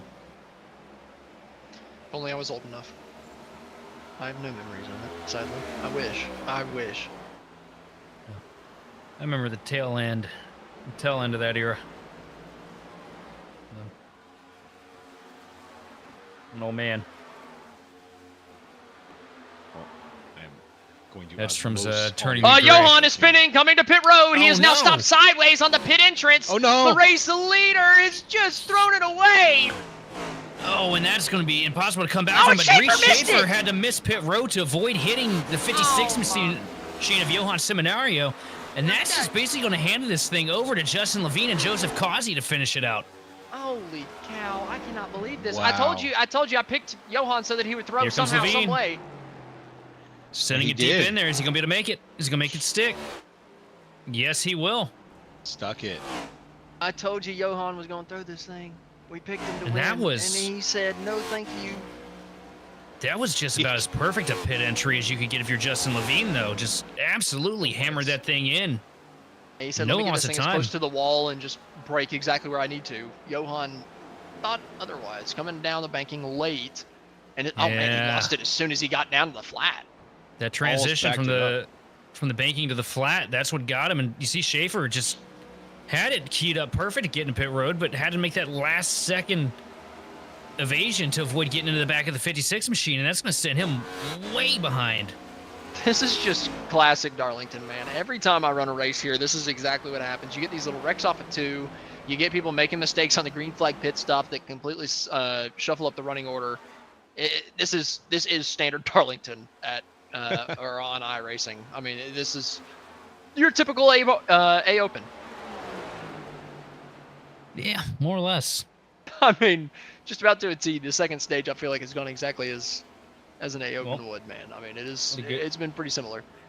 The good news is Johan and Reese Schaefer did take the Joker lap. So they're good to go for the rest of the race. They did. Took your advice. Mitchell's still out on the racetrack, as is Dakota Jorgensen. How late do they push this? Do they push it as long as they can and hope for a caution to trap these guys a lap down? Well, Kalen put himself into a disadvantage with the pit strategy earlier. So maybe a roll of the dice here in a strategy play could set him up in a good situation with that extra set of tires in the box to be able to make some kind of a stab at it, but he needs a caution. But the way that these guys are running right now with the aggression in the air, because everybody knows that we're getting closer and closer to the end of this thing. Every spot, every inch on the track matters now. You might have a decent opportunity at a wreck. I mean, we just saw one a couple laps ago with a couple lap cars take 4 cars out of it, and that on its own should have been a caution. And every lap that a car has on its tires in the early run, right? So like the guys that have already pitted, if they don't have another set of tires, or they can't take a set because they have to take the wave around because they're all a lap down, and a caution comes out, then Caleb Mitchell with the newer tires, I mean, he would be finishing no worse than 4th place. But instead, here comes the 67 down to pit road. Man, I would have committed to it. Same. I would too. You're not winning this thing if you're doing what everybody else is doing. But you absolutely have a dang good chance if you trap all these guys a lap down. Yeah, and we get a caution late or something crazy happens. So I like this from Dakota. If I'm Dakota, I stay out as long as I possibly can. Justin Levine got by. Oh, well, guess what? He's a full track behind you. If a caution comes out, you get out of pit road ahead of him after you all take tires. Even the same thing for Joseph Kazi, the next guy back. Johan Seminario, the next guy back. Any of these guys get by you, who cares? The caution comes out, they're going to be at least half a track behind you. I'll tell you what, man, if it were to work itself out here for that 8 machine of Dakota, be a feel-good win for most of the field here. I mean, if he is in a points battle to make the playoffs and he needs to, pit to make the playoffs, then go ahead and pit Dakota. But if that's not the case, I need to see you risk it for the biscuit right near here. I want him to run as far as he possibly can. Nah, brother, keep it out there for the rest of us Washadads.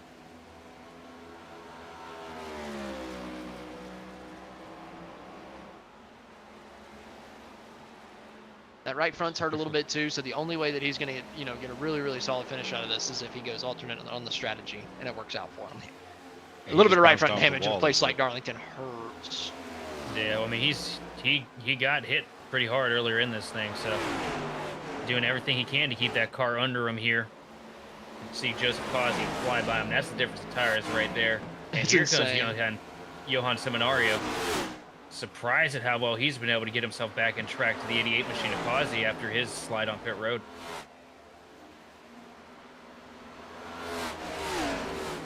That's another guy that's really praying for a caution.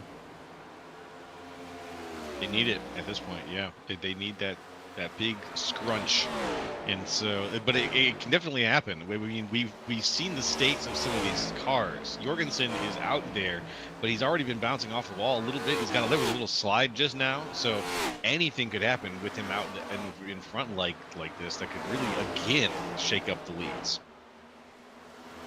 Absolutely.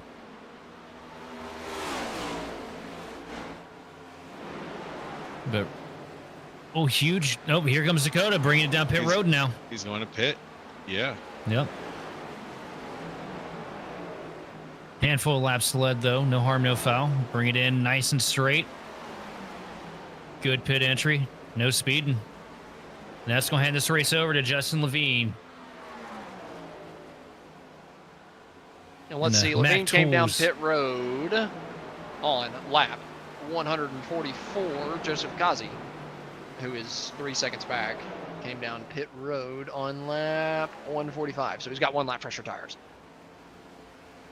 Here comes Justin with a dive down on the lap machine at Van Shake down into turn number 1. Good clean pass. This is where the challenge is going to really come in for Justin Levine, is all these lap cars are going to be the only thing he's got to worry about. Because if they start eating up time for him, Joseph Causey will slowly become a threat. But over time, I mean, he's only got about, 15 laps to go? Yeah, and the good thing for Levine, too, is he has done a great job carving his way through the lap traffic. Just been lucky catching him at the right place, making the right move, getting it done, really focusing on getting them on corner exit, which is the best way to get yourself past lap cars here at Darlington. And he's got to be careful not running these guys too hard, right? Like you said, he's timing it right. He's making sure he gets the run at the right time where he can kind of swoop past somebody and not push the tires too hard. He's got to make short work of a lot of these guys. He cannot stay in the tire tracks and sitting in the dirty air and right like there, Chippy. that's a problem. Yeah, Kibby's trying to make him do it, but Levine able to get down to the left rear quarter panel. Can he clear him into 1? Kibby's going to give it to him. That's what he needed. Let him have it. Yeah, nobody wants to go side by side with the leader. Nobody wants to go side by side with the leader in 1. Yeah, but yeah, that was a huge loss of time. And where you're seeing that loss of time, too, is where he had to really get out of the throttle coming out of turn 2. But look, Causey's got to work his way through all this traffic, too. Yeah, they got to work through 3 more lap cars in between them right now. I mean, this is going to be tough. I mean, they're going to lose all that time and more given it back. Yeah, and there. Causey lost a lot of time coming out of turn 4 there, got to the back bumper with Charles Van Schack. And that double zero machine didn't concede it there initially, but now he's about to be under fire from Johan Seminario. And these two get side by side. That's exactly what Levine's going to want to see here. Tough night for Van Schack. He's had a hell of a season. P3 in the championship standings coming into tonight.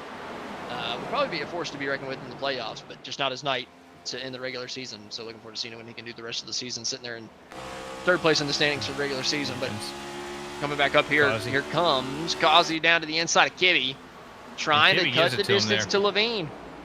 Oh, Kibby hard into the fence there too. Credit to Kibby for getting out of the way, even to his detriment. I appreciate it coming down to the end of these races. I really like it whenever lap cars are aware that the leader's race just means a little bit more at that point. Yep. Tip of the hat.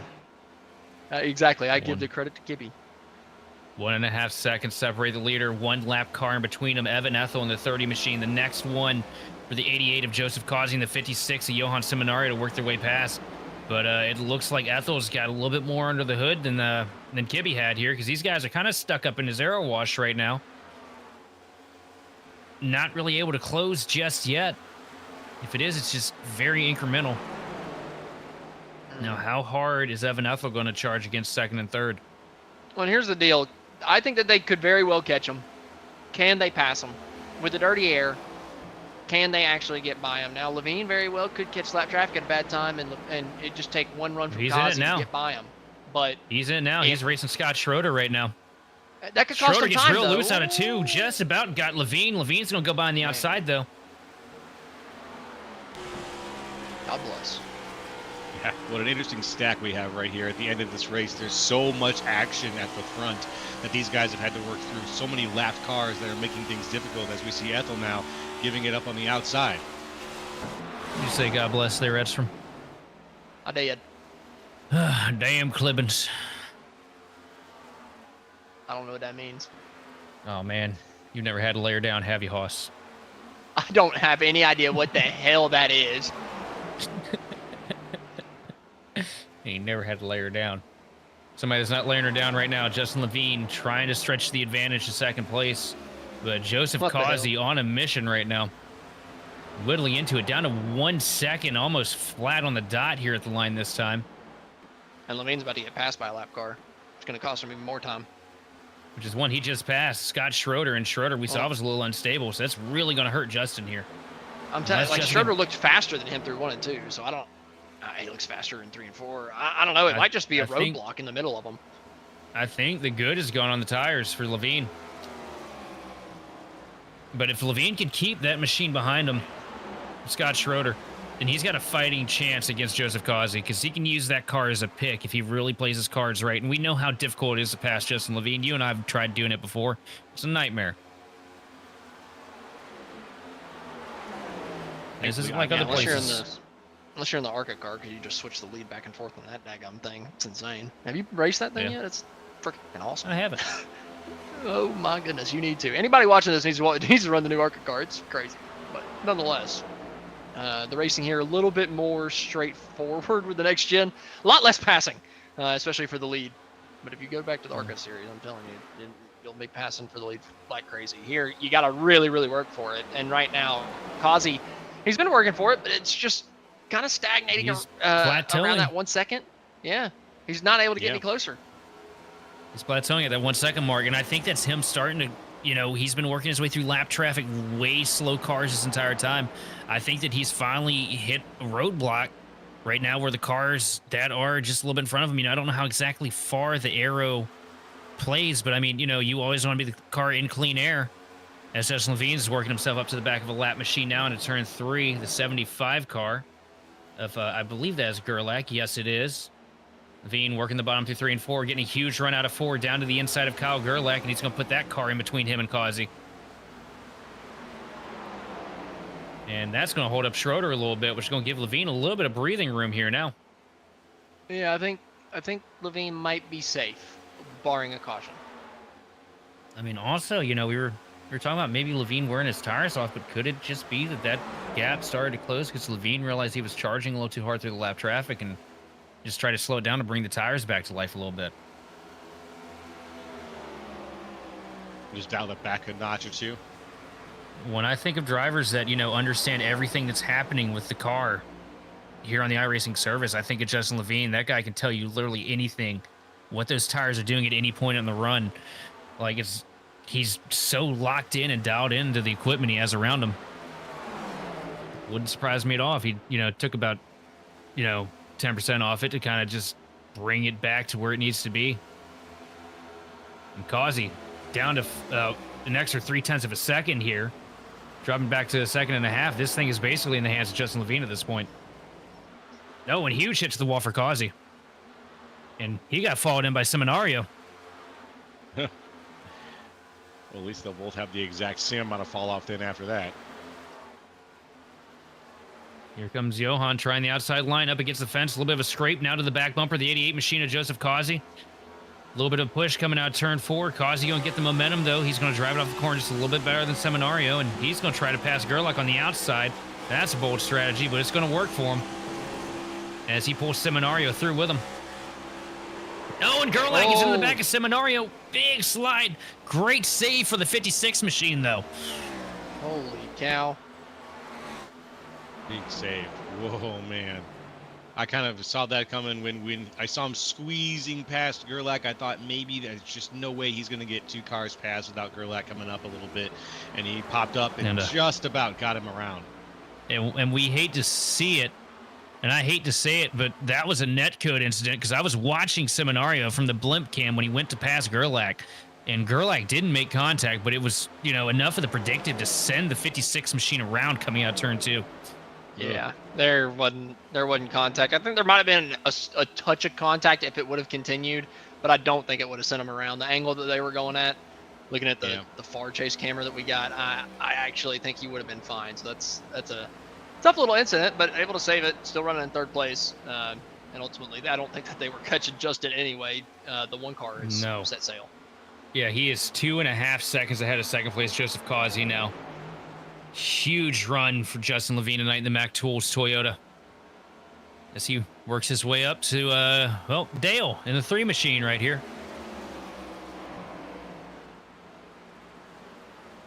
Can he get past him? Oh, not right there. Oh, huge check up from the 3 of Vsauce. Levine going to dive down to the bottom. He's going to get clear, though.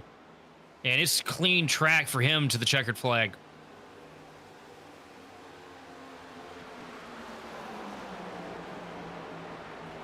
I was just waiting for a car to just turn hard right out of nowhere and destroy them. I've been playing a little bit too much Roblox NASCAR.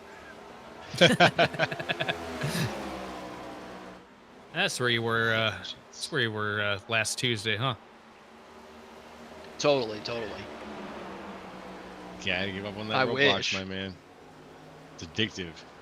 It is. It's actually really, really fun. Whenever you really want to get away from the sweating and try hard of iRacing, a little bit of roast stock is pretty daggum fun. I gotta be honest. Roger that. It kind of takes the edge off. But we're coming up to the white flag here. of the Spartan Master Series presented by Chasity Tucker Realtor. And, well, Justin Levine has really dominated the second half of this race, kind of put the stamp on it. Well, I say dominated. He dominated it since the pit stop, right? He had the best pit sequence. That's really what it came down to. Johan Seminario spun coming to the pit road. He was the one dominating and really handed this race over to Justin Levine, and Levine just never handed it back over to anybody. Justin Levine coming out of turn number 4. He is going to win the regular season finale, from the Darlington Raceway. Good win from the driver of the number 1, and it is a 1-sim 1-2-3. Causey bringing it home second, and heartbreak of the evening though, the 56 machine of Johan Seminario, who dominated this race, is going to bring it home P3 after a little bit of a kerfuffle getting on pit road. Yeah, he's going to be upset with himself, and Sheldon, you're going to be the one that gets to interview him in a couple of moments' time. So you get to be the one to ask him about him and piss him off. I can't wait.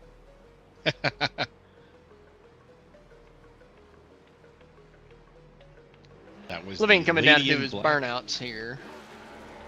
Yeah, like you said, he's the one that tamed it.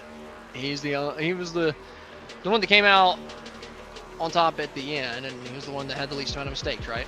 A lot of people hitting the fence quite a bit through 1 and 2. Johan spinning it out down the pit road.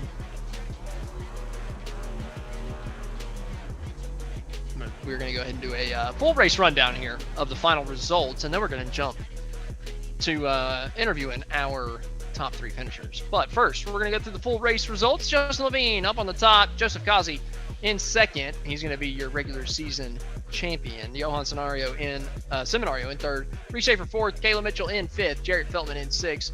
BB Henry in 7th. Mark Sanchez 8th. Dakota Jorgensen in 9th. Lou Christian rounds out the top 10. In 11th place, Jose Medina. 12th, Robert Visaw. 13th, Kyle Gerlach. 14th, Evan Ethel. 15th, Colton Gardner. 16th, Art Nicotera. 17th, Kevin Zosiak. 18th, Jerry Walters. 19th, Scott Shorter. And 20th, Chad Kibbe.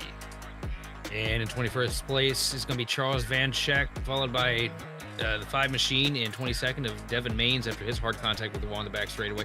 Chris Benson going to bring it home 21st, followed by Jordan Sailors in 23rd. 24th is going to go to Pat Harvey, and rounding out the 26-car field tonight is going to be Sammy Harrell.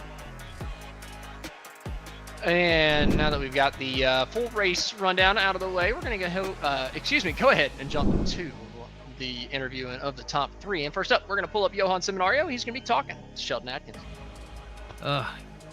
Johan, man, such a great run tonight. Unfortunate break getting down pit road, but we're going to look completely past that right now. We're going to talk about what was the secret tonight that just propelled you leaps and bounds above everybody else in this field tonight. What's the secret sauce here at Darlington? This is just one of my best tracks. Oh, so I got screwed up because, Austin screwed me over by picking me. I saw that, so thank you, Austin. You're welcome. I did it on purpose. No. But yeah, it's Darlington's just one of my, if not my best track, all around. So I felt pretty confident headed into it. I'm just unlucky the car bottomed out. I didn't do it in they open in all my practices, so it was just unfortunate timing. So I've had the opportunity to call you a lot throughout the past year and a half, past year and a half or so.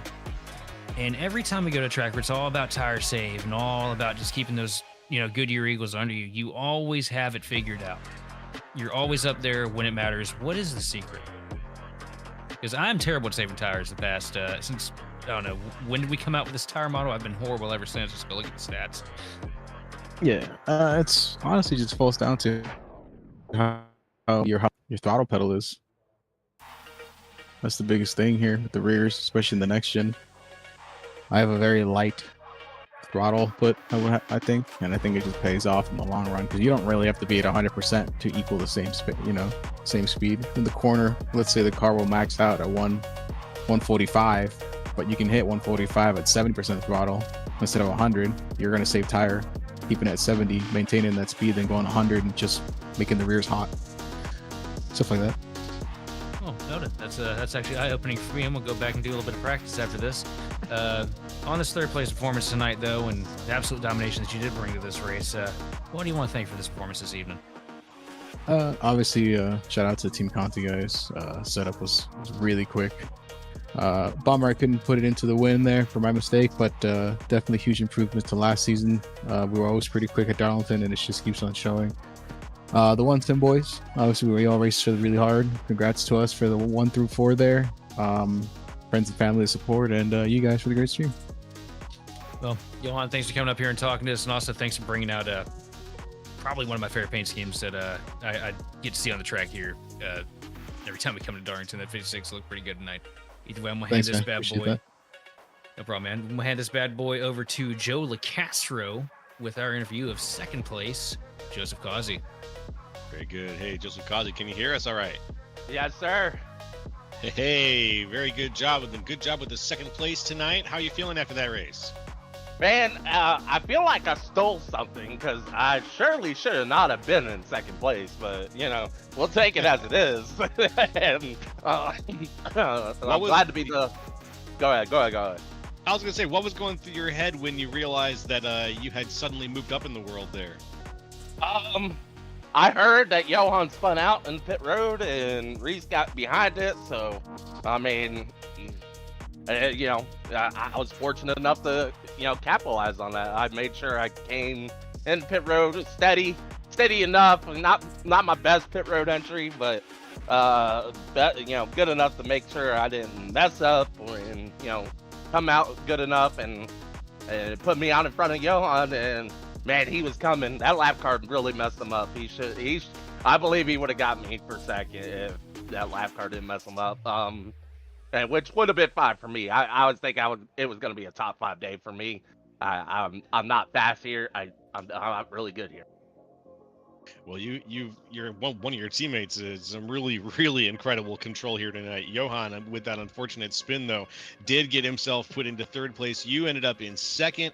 What was you were one of the ones that we mentioned were slowly working your way through the pack basically the entire night. You're one of only 3 drivers who managed to charge into the double digits. You got 10 positions from where you started. What was your overall strategy going into the race tonight? Was it to save or to charge? Survive. Not be the part of any death that happened. And like I said, I survived. Didn't get into any incidents, and we were able to overcome our lack of speed to bring a P2. Yeah, not bad. Well, we look forward to seeing you around here again, hopefully on the podium in the interview. Is there anybody you'd like to thank and shout out to here? Hey, thanks to all my teammates and everyone. I believe from what Justin told me, I'm the regular season champ. So, hey, that's a bonus for me. That's right. That's great. Glad to be part of this league, and thanks to the broadcast, thanks to everybody that showed up, and man, we had a great race. I thought it was overall great product.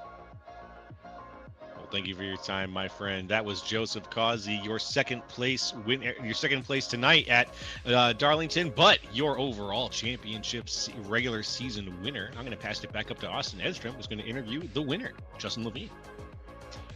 Yeah, the main beneficiary off of the Johan Pit Road excursion, really taking himself and Reese Schaefer out of the running for the race win. The big beneficiary, Justin Levine, who, man, it's not like you had a quiet night. It just felt like it was a relatively quiet race, right? It was, you know, standard Darlington, not too many crazy moments, just a lot of tire saving. You know, what were your thoughts on the race as a whole?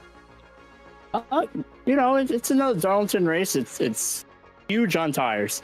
Slow is fast. You have to race the track, not your competitors.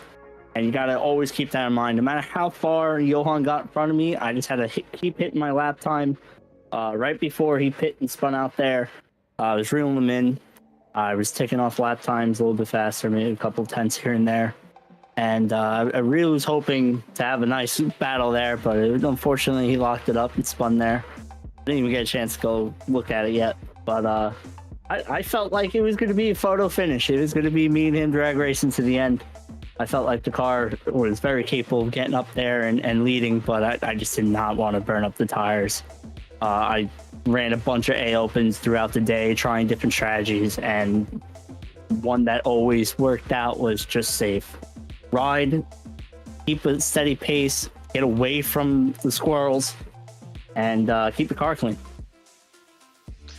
Well, Justin, I had to agree with you, honestly. Whenever the caution, or not the caution, but whenever Johan spun out, and honestly, cautions earlier in the race happened, I thought it kind of ruined the flow of the race, right? The green flag pit cycle kind of switching up how the race was being ran. The guys on newer tires running out and the guys on older tires. Kind of the story of Darlington, and it kind of got snuffed out at the end of this one. It looked like Causey was going to have a run at you at the end, but he got like, what, a second and a half behind, and just fell clear off of you by over 3 seconds. What's the secret for you for really being able to get that tire life out of it? Because like I said, Causey had a lap newer tires than you did, but you know, after 20, 30 laps on the tires, he started falling off you. I let him chase me.